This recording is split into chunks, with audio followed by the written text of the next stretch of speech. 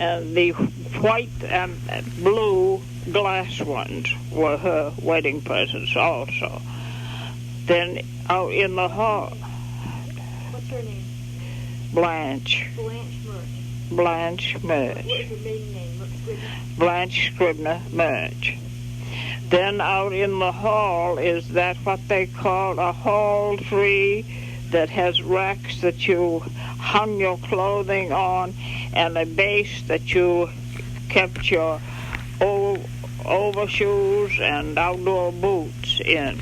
That, as long as I can remember, that set in the hallway at my grandmother's section of the house there at 892 Lisbon Street.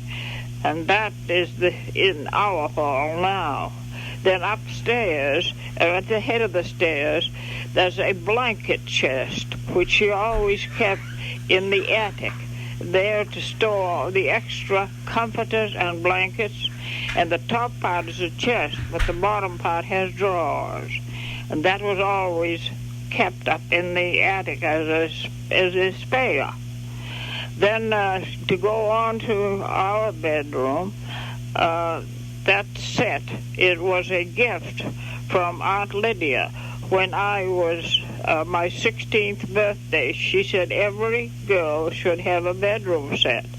And she took all her money that she had saved all her life and bought that set, complete set, for a gift for me. And that was then very valuable because it's rather rare bird's eye maple construction. Okay, now. There's the bed and the chiffon robe and the dressing table and the bureau and a bed table and a chair in the set. And that should be valuable.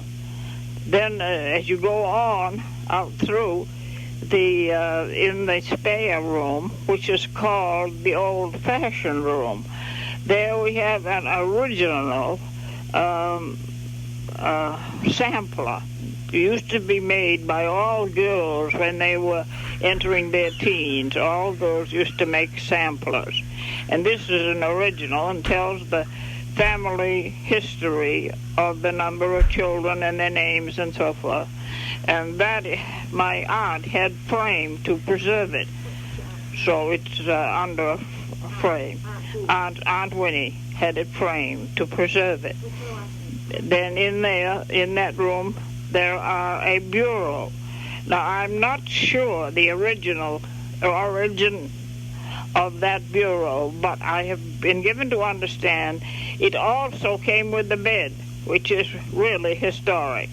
Now, the bed itself is a former feather bed, and the knobs still exist along both of the sides, and they run ropes or strings across from side to side, and the feather bed rested on it. But now Aunt Winnie Prince had corners made that would hold up a spring, and then on that she put a mattress. So it's now modernized to the point of using a mattress on it. And that is solid mahogany and extremely heavy. And that is really an item, because that came, as I have been told, from Massachusetts by ox cart and was taken to a place called Lewiston Falls before there was ever a town or settlement of any sort. That's where it originated. So really, it is the beginning of Lewiston, Maine. For these people who brought it lived there all winter, and they stayed all winter. Another family who came went back to Massachusetts. They did not stay, but these people that stayed originally settled Lewiston. And there is a little table with it that has a revolving top, and I understand that also was brought from Massachusetts as part of the original furniture. Now, my aunt, Winnie Prince, always called it the old-fashioned room. And that includes the bed, the bureau, and the little revolving table. Okay, that's all. There was also that corner stand in our living room that was my grandmother's Scribner's. I remember it always in the corner of her living room, there at 892 Elizabeth Street, downstairs. She had it in various items on display on this little corner. Okay. There is a little hummingbird stuffed in a glass dome on the shelf that my father apparently once took up some work on taxidermy, and he stuffed this hummingbird, and it's there on the shelf. Then on the shelf are also some paintings that my mother's friend Effie did when they were young, and that is those are unique because she married a plumber. She became Effie Plummer, and those are my souvenirs of what she did. Usually it's on earthenware, and then there's also Can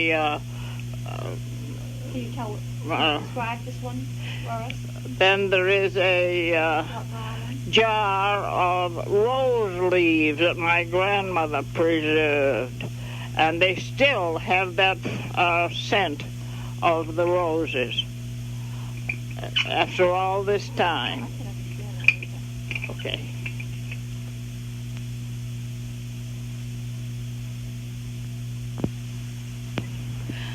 All right. I wanted to add a little about the bed because that is known as the Pettingill bed. Now, the Pettingills were the family that stayed all winter and founded Lewiston. And my grandmother, my own grandmother, was a Sprague. And the Spraggs had married in the Pettingill family. That's where the Pettingill bed came from, through her. She had kept it, thinking it was a family heirloom, and she cherished it. And my aunt cherished it too. Her daughter cherished it, and she had it modernized to the point where it would hold a spring and a mattress.